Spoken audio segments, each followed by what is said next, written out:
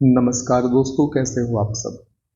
दोस्तों, हमारी MP GK की वीडियो सीरीज के इस वीडियो में हमें चर्चा करनी है मध्य प्रदेश में लोक चित्रकला एवं लोक चित्रकारों की। किस प्रकार से हम चर्चा करेंगे, सबसे पहले हम देखेंगे मालवा क्षेत्र में लोक चित्रकला, फिर नेवाड़ क्षेत्र, फिर बुंदेलखंड, फिर बघेलखंड। बाद में हम देखेंगे जनजातीय क्षेत्रों में किस प्रकार की चित्रकला विद्यमान है। दोस्तों, मालवा क्षेत्र के अंतर्गत चित्रकला की शैलियों में मांडना, चित्रावन, संजाफूली, सबनाही आती हैं। नेवाड़ क्षेत्र में जरौती, थापा, ईरत, पागल्या। इसी प्रकार से बुंदेलखंड में नौरता, मूर्ते, मोर मुरले और सरौती। बघेलखंड क्षेत्र में कोहबर चित्रकला, छठी चित्र, तिलंगा और नेवरेना में।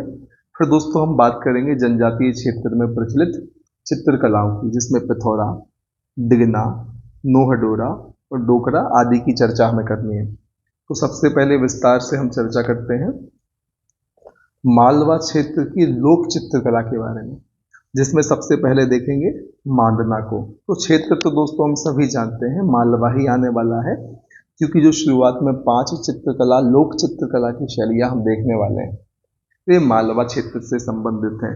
फिर हम नेवाड़ की बात करेंगे, फिर बुंदेलखंड, फिर बघेलखंड। इस प्रकार से हम आगे बढ़ने वाले हैं। तो जो मांडना है दोस्तों, आपके ध्यान कैसे रखना है, आपको सबसे पहले यह ध्यान रखना है कि मांडना, चित्रावन, संजाफूली, सबनाही। क्या?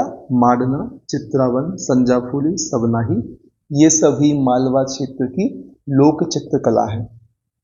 पागल्या भी आपको ध्यान रख लेनी है, क्योंकि एग्जाम तो ऊपर से भी प्रश्न आ जाता है। एग्जाम में एग्जामिनर साधारण सा प्रश्न पूछ लेता है, निम्न में से कौन सी मालवा क्षेत्र की लोक चित्रकला है।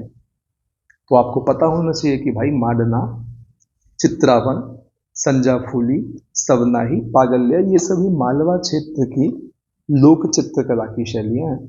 ठीक। तो मांडना की विशेष फैक्ट की बात करें तो दोस्तों, मांडना दिवाली के समय भूमि पर विभिन्न रंगों के साथ गेरुवा छुई मिट्टी की सहायता से आंगन घर में बनाया जाता है।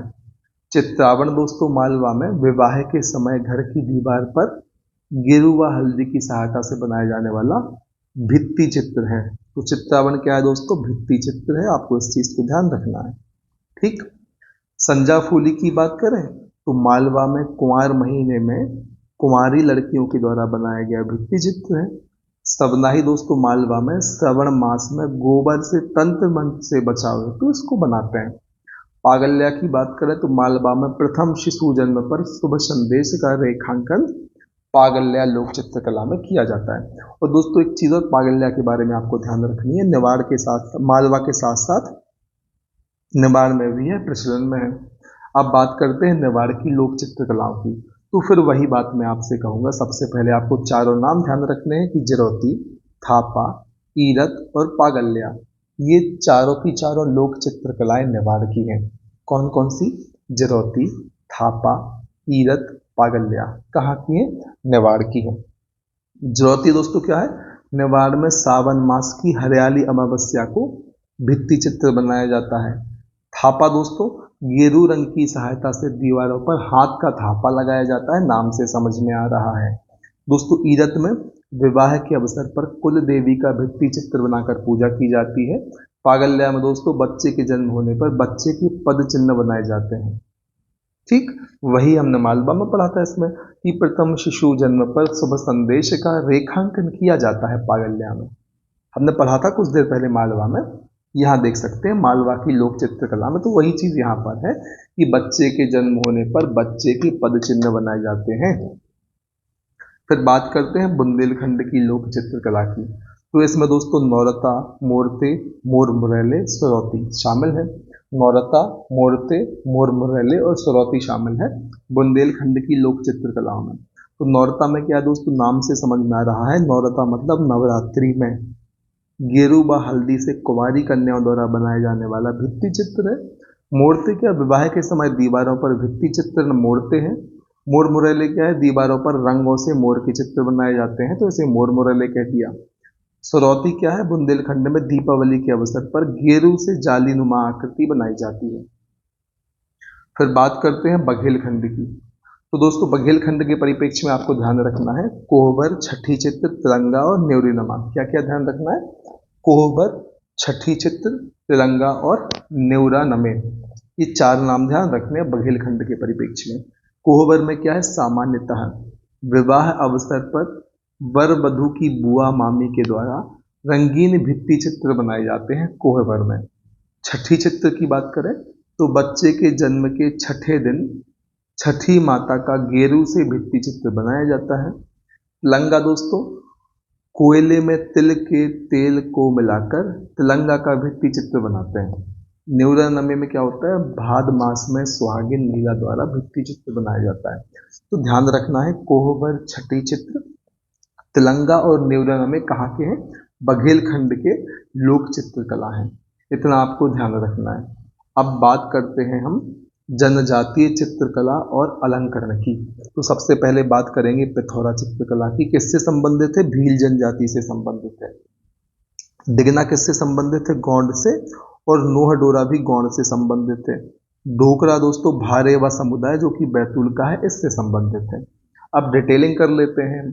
पिथौरा चित्रकला जो भील जनजाति से संबंधित है, इसमें आपको पेमा फत्या भील और भूरीबाई पिथौरा चित्रकला के लिए 2 नाम याद रखने हैं, पेमा फत्या और भूरीबाई, ये पिथौरा के लिए प्रसिद्ध हैं। डिगना की बात करें तो डिगना गौड़ चित्रकला का ही रूप है जिसमें शादी, विवाह और अन्य उत्सव के समय घर की दीवारों या फर्शों पर ज्योमेट्रीय पैटर्न पर चित्रित करने की परंपरा होती है। गौंडी कला है एक ये, ठीक है।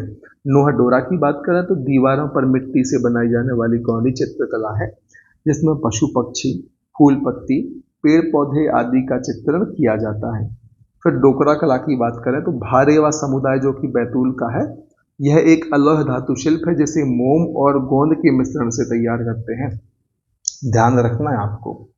फिर हमें अब चर्चा करनी है मध्य प्रदेश में रियासती दौर में चित्रकला की जो 3 शैलियां विकसित हुई हैं उनके बारे में, जिसमें शामिल है मालवा शैली, ग्वालियर शैली और बुंदेली शैली। मालवा शैली की हम सबसे पहले चर्चा करते हैं।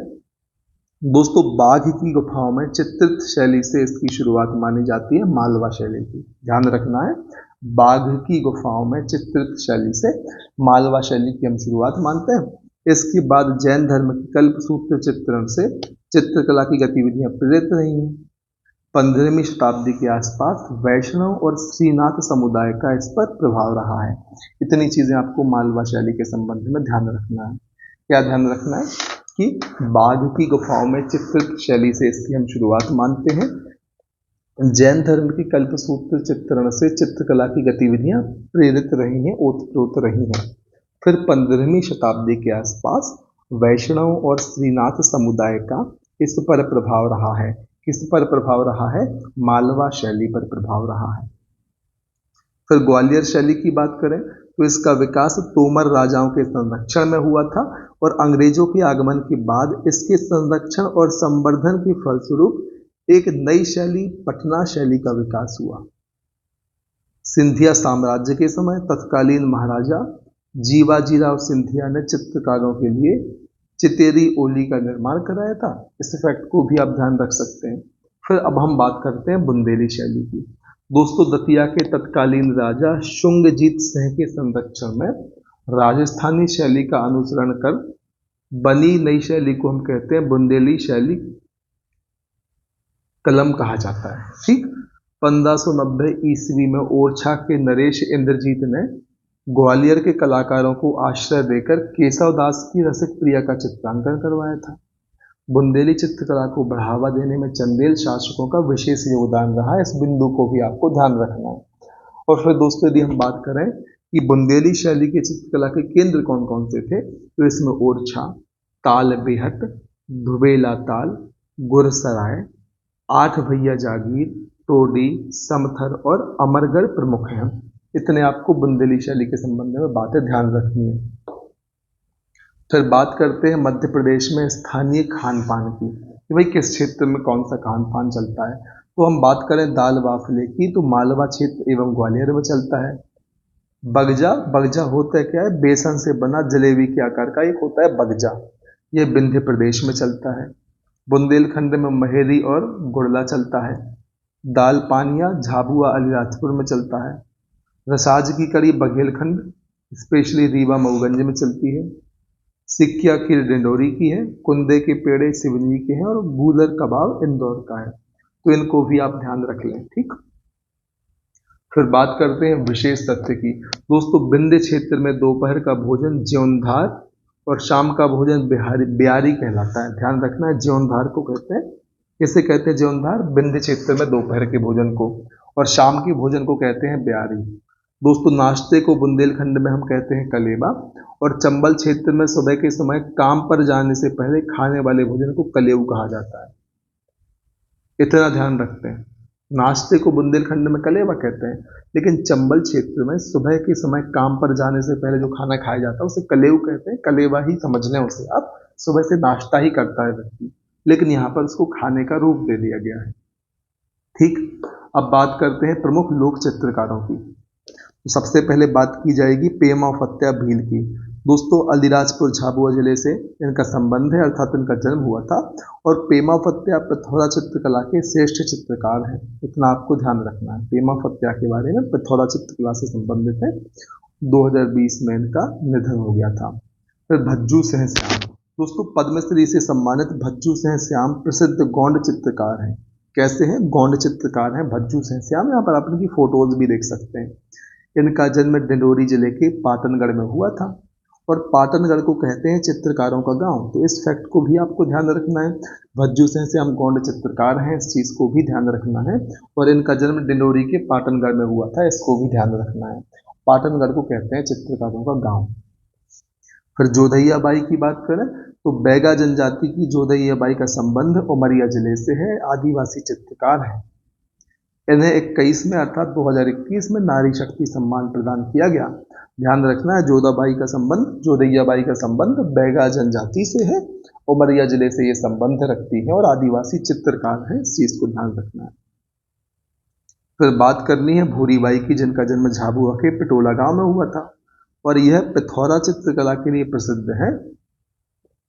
ध्यान रखना है, जो भूरी बाई हैं यह भील पिथौरा चित्रकला के लिए प्रसिद्ध है, और 26 जनवरी 2021 को पद्मश्री पुरस्कार से इन्हें सम्मानित किया गया।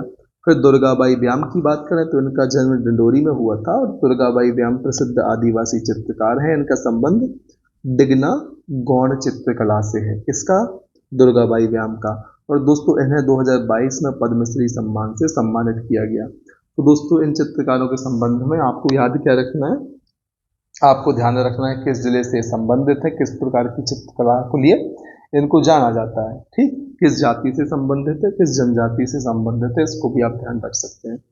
यदि बात करें मध्य प्रदेश के प्रमुख गौंड कलाकार की, तो श्याम सरनेम वाले कलाकारों में आनंद सिंह श्याम, दिलीप श्याम, मोहन सिंह श्याम, सरोज वेंकट श्याम, भज्जू श्याम, मयंक कुमार श्याम, ननकुसिया श्याम, राजकुमार श्याम, राजेंद्र सिंह श्याम और वेंकट श्याम प्रमुख हैं। तो व्यास सरनेम वाले चित्रकारों की बात करें तो व्याम सरनेम, दोस्तों व्याम सरनेम वाले चित्रकारों की बात करें तो इसमें दुर्गाबाई व्याम, मन्ना सिंह व्याम, प्यारे लाल व्याम, रोशनी व्याम, सुखनंदी व्याम, मानसिंह व्याम, संतोष कुमार व्याम, सुभाष व्याम और रजनी व्याम प्रमुख हैं।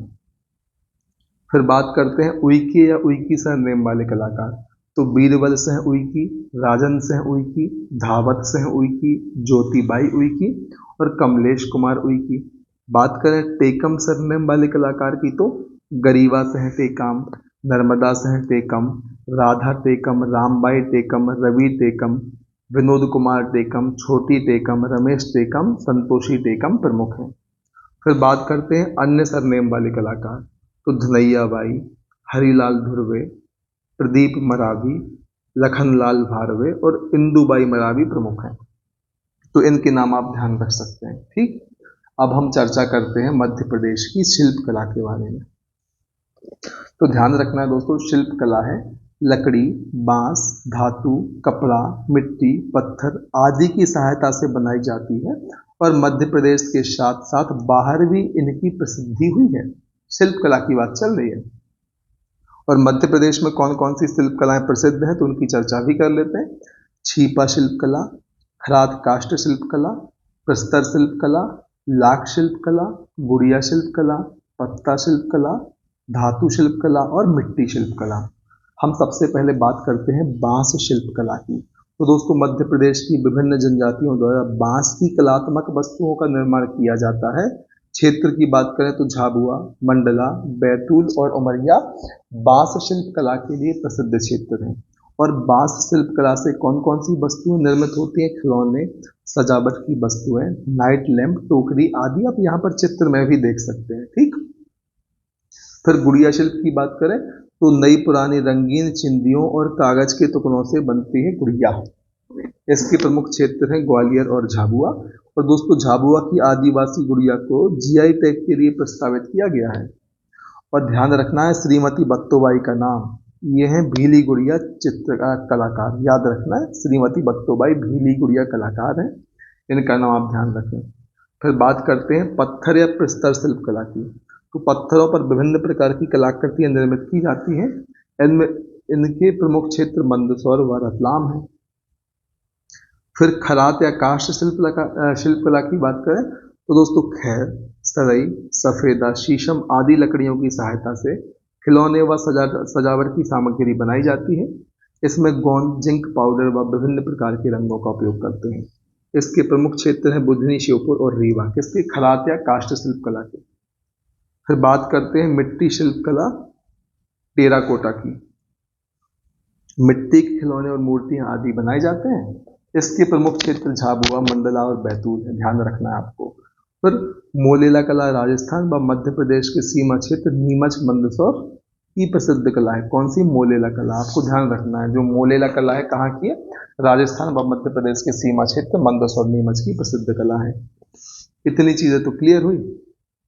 अब बात कर लेते हैं जूट शिल्प कला की। तो मध्य प्रदेश के कारीगरों ने जूट हस्तशिल्प में अपनी खास जगह बनाई है। इंदौर, भोपाल, ग्वालियर और रीवा जिले में मुख्य रूप से जूट के शिल्प बनाए जाते हैं। जूट शिल्प में दोस्तों बैग, सजावटी वस्तुएं, गहने, वॉल हैंगिंग आदि शामिल हैं। फिर हथकरघा शिल्प की बात करें तो इसके अंतर्गत चंदेरी, महेश्वर की साड़ियां प्रसिद्ध हैं दोस्तों। और धार जिले के तांबा धातु के जरी वाले बाघ प्रिंट प्रसिद्ध हैं। छिपा शिल्प कला की बात करें तो कपड़े पर विभिन्न रंगों की सहायता से इन्हें बनाते हैं। उज्जैन के भैरवगढ़ छिपा शिल्प क्षेत्र देश भर में प्रसिद्ध हैं। आपको ध्यान रखना है उज्जैन के भैरवगढ़ छिपा शिल्प के बारे में, देश भर में जो कि प्रसिद्ध है। बाघ प्रिंट की बात करें तो इनका संबंध मध्य प्रदेश के धार जिले से है। बाघ प्रिंट में तांबा धातु का उपयोग जरी के रूप में करते हैं। और दोस्तों बाघ प्रिंट में अरंडी, तांबा धातु, अनार के छिलके, हर्रा, बहेड़ा आदि का उपयोग रंगों के रूप में किया जाता है। ध्यान रखना है इस्माइल सुलेमान खत्री का नाम, इसे बाघ प्रिंट का जनक कहते हैं। और दोस्तों वर्तमान में मोहम्मद यूसुफ खत्री, अब्दुल कादिर खत्री आदि प्रमुख बाघ प्रिंट कलाकार हैं। इनके नाम भी आपको ध्यान रखने हैं। फिर बात आती है धातु शिल्प कला की। सतना के उचेहरा कस्बे में कांसे के प्रसिद्ध बटलोही नामक पात्र बनाए जाते हैं। ध्यान रखना है सतना जिले का उचेहरा कस्बा, यहाँ कांसे की प्रसिद्ध बटलोही नामक पात्र बनाए जाते हैं। दोस्तों बेल मेटल मूर्तियों के लिए दतिया व टीकमगढ़ प्रसिद्ध है, इतना भी आपको ध्यान रखना है। फिर बारी आती है लाख शिल्प कला की। तो दोस्तों वृक्ष के गोदिया रस से लाख बनाई जाती है और लाख से कई कलात्मक वस्तुएं जैसे चूड़ी, खिलौने, श्रृंगार पेटी आदि बनाई जाती है। दोस्तों लाख शिल्प कला के प्रमुख क्षेत्र हैं उज्जैन, इंदौर, महेश्वर, मंदसौर व रतलाम। फिर बात करते हैं पत्ता शिल्प कला की। इसका उपयोग मुख्यतः झाड़ू, खिलौने आदि बनाने में किया जाता है। विभिन्न जाति व जनजाति क्षेत्र में यह कला जीवित है, आपको ध्यान रखना है पत्ता शिल्प कला। फिर अन्य चर्चित शिल्प कलाओं की बात करें और आत्मनिर्भर मध्य प्रदेश के परिप्रेक्ष्य में, तो आपको इन चीज़ों को जरूर ध्यान रखना है कि मंदसौर की ज्योमितीय आकृति वाली दरिया कालीन, ज्योमितीय आकृति वाली दरिया कालीन कहाँ का है? मंदसौर का है। पुंजा दरी कौन बनाता है? भील बनाते हैं। इस प्रकार से चीज़ों को ध्यान रखना है। फिर भोपाल, उज्जैन, रतलाम व ग्वालियर की कागज की लुगदी से वस्तुएं जैसे देवताओं की मूर्तियां, पक्षियों की प्रतिकृतियां है ना, बनाने की कला, ये सभी आपको ध्यान रखना है। कहाँ पर? भोपाल, उज्जैन, रतलाम व ग्वालियर की कागज की लुगदी से वस्तुएं। क्या क्या बनता है इससे? देवताओं की मूर्तियां बन सकती हैं, पक्षियों की प्रतिकृतियां बन सकती हैं। तो यहाँ पे इस क्षेत्र को आप याद रखें, कागज की लुगदी से संबंधित भोपाल, उज्जैन, रतलाम, ग्वालियर। और फिर भील जनजाति के नंदना प्रिंट प्रसिद्ध। भीलों की दोस्तों पुंजा दरी भी है और नंदना प्रिंट भी है, नंदना प्रिंट दोस्तों, है ना। फिर दोस्तों टीकमगढ़ के निकट कारी बहुरंगी संगमरमर के लिए वस्तु बनाने के लिए प्रसिद्ध है। क्या? टीकमगढ़ के निकट कारी किस चीज के लिए प्रसिद्ध है? बहुरंगी संगमरमर की वस्तुएं बनाने के लिए। फिर चर्चा करते हैं मृगनयनी एम्पोरियम की। तो मध्य प्रदेश सरकार ने लघु उद्योगों के विकास के लिए मृगनयनी एम्पोरियम 1961 में स्थापित की, ताकि लघु उद्योगों को बढ़ावा मिल सके। इन्हें कहते हैं मध्य प्रदेश का प्रतिबिंब। मुख्यालय कहाँ पर है? भोपाल में है। इतनी चीजें आपको ध्यान रखनी है। फिर बात करते हैं शिल्प कला एक नज़र में मध्य प्रदेश की। सबसे पहले बात होगी पेपियर माचे शिल्प उज्जैन की। दोस्तों हम विशेष तथ्यों की चर्चा भी साथ में करने वाले हैं। सबसे पहले आपको ध्यान कर रखना है कि शिल्प कला किस क्षेत्र से संबंधित है। तो पेपियर माचे शिल्प है उज्जैन का। इसमें होता क्या? सजावटी वस्तुओं में काम आने वाली शिल्प कला, जिसमें पेपर पल्स का उपयोग किया जाता है। फिर डोकरा शिल्प कला बैतूल की है।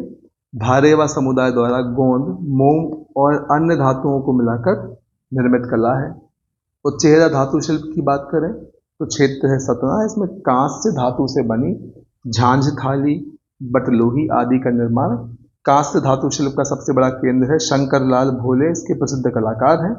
कौन सा सबसे बड़ा केंद्र है भाई? कांस्य धातु का। तो आप यहाँ पर ध्यान रख सकते हैं उन चेहरा में सतना जिले के लिए। गुड़िया शिल्प की बात करें, झाबुआ ग्वालियर क्षेत्र है। बत्तोबाई शांति परमार और रमेश परमार गुड़िया शिल्प कला के प्रमुख कलाकार हैं। इनको भी आपको ध्यान रखना है, पीएससी कलाकारों से संबंधित प्रश्न भी पूछ लेती है।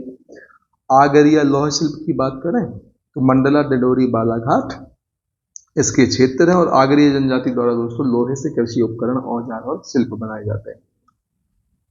चीचरी धातु शिल्प की बात करें तो क्षेत्र है नरसिंहपुर। पीतल और तांबे की धातु से बने झांझ, घंटा, परात, गंज आदि बनाए जाते हैं।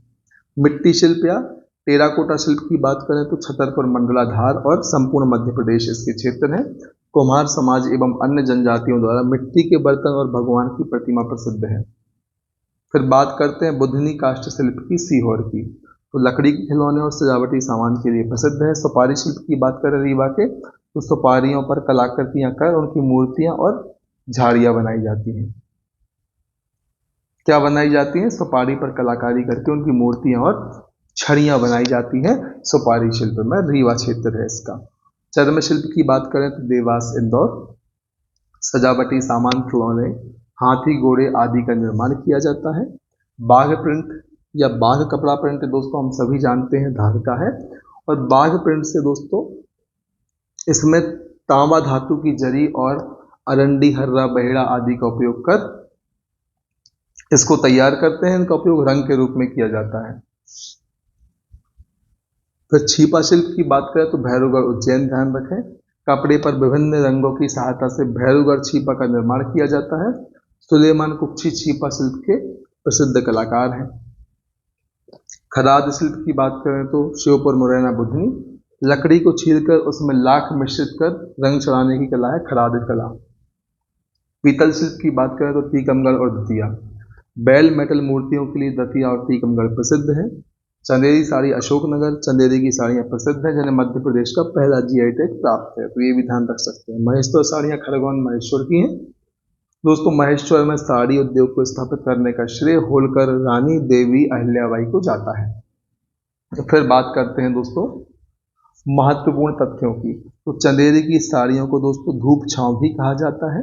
प्राचीन काल में स्रोंज का छीटा कपड़ा फारस और तुर्की को निर्यात किया जाता था।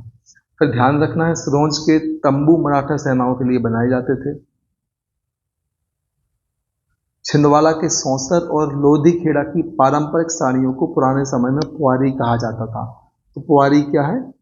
साड़ियां हैं जिन्हें पुराने समय में पुआरी के नाम से जानते थे। डिंडोरी का दोस्तों सरवाही, पिंडरूखी, बजाग आदि बुनाई के केंद्र हैं। फिर ट्रेवरनियर की पुस्तक ट्रेवल्स इन इंडिया में बुरहानपुर में वस्त्र उद्योग का वर्णन है। ट्रेवल्स ऑफ इंडिया पुस्तक किसकी है? ट्रेवरनियर की है। फिर अबुल फजल ने दोस्तों आईन अकबरी पुस्तक में बुरहानपुर के वस्त्र उद्योग का वर्णन किया है। प्राचीन काल में दोस्तों बुरहानपुर में टकसाल अर्थात बुरहानी रुपया बनाने का उल्लेख मिलता है।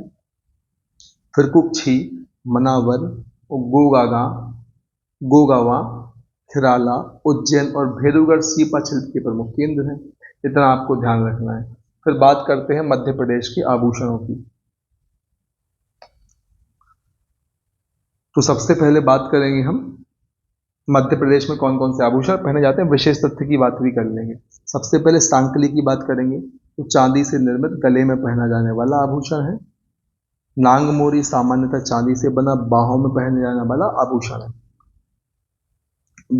बनवरिया चांदी से निर्मित कलाई में पहना जाने वाला आभूषण है। पाटला चांदी से निर्मित कलाई में पहना जाने वाला आभूषण है। इसे डरकऊ भी कहा जाता है, डरकौआ भी कहा जाता है। किसे? पाटला को डरकौआ भी कहते हैं। कलाई में पहना जाता है, चांदी से बनता है। चुटकी दोस्तों बिछिया का ही प्रतिरूप है जिसे पैरों में पहनते हैं। बोर झेला की बात करें तो चांदी से निर्मित माथे पर पहना जाने वाला आभूषण है। फुल्ली दोस्तों सोना चांदी या गिल्ट से निर्मित नाक में पहना जाने वाला आभूषण है। तरकी या ठोकुआ की बात करें तो सोना चांदी पीतल या सस्ती धातु से निर्मित कान में पहने जाने वाला आभूषण है। लेरकी की बात करें तो कान में पहना जाने वाला आभूषण है। तितली की बात करें तो कान के ऊपरी भाग में पहना जाने वाला आभूषण। छत्तीसगढ़ का मुंगेरी इसका प्रमुख निर्माण स्थान है। मोहर की बात करें पुराने समय में सोने से निर्मित गले में पहना जाने वाला आभूषण है जिसमें एक मोहर का वजन 1 तोला अर्थात 10 ग्राम होता है। कलदार की बात करें तो मोहर की तरह गले में पहना जाने वाला आभूषण है। मोहर सोने से बना होता है जबकि कलदार चांदी का बना होता है। खोटिया की बात करें तो सोने से निर्मित कान में पहना जाने वाला आभूषण है। इसे महिला और पुरुष दोनों पहनते हैं। गलसनिया की बात करें तो भील जनजाति की महिलाओं द्वारा विशेष प्रकार के नगों और मोतियों को पिरोकर गले में पहनने वाली माला है। तागली की बात करें तो उसको चांदी या गिल्ड से निर्मित जनजातीय क्षेत्र में गले में पहने जाने वाला आभूषण है। पुतरी सोने से निर्मित गले में पहने जाने वाला आभूषण है। इसे पुरुष महिला बच्चे पहनते हैं। हंसली बोले तो विभिन्न कलाकृति जैसे पत्ते, फूल, नाम आदि अंकित कर गले में पहने जाने वाला आभूषण है। पहुंची दोस्तों नांग मोरी आभूषण की तरह वजन में हल्का चांदी से निर्मित आभूषण है। छत्तीसगढ़ का रायगढ़ और चांपा इसके निर्माण का प्रमुख स्थान है। यदि परीक्षा विशेष की बात करें तो सबसे पहले ध्यान रखें गोदना। मध्य प्रदेश के ग्रामीण और जनजातीय क्षेत्रों में गोदना का अत्यंत प्रचलन है।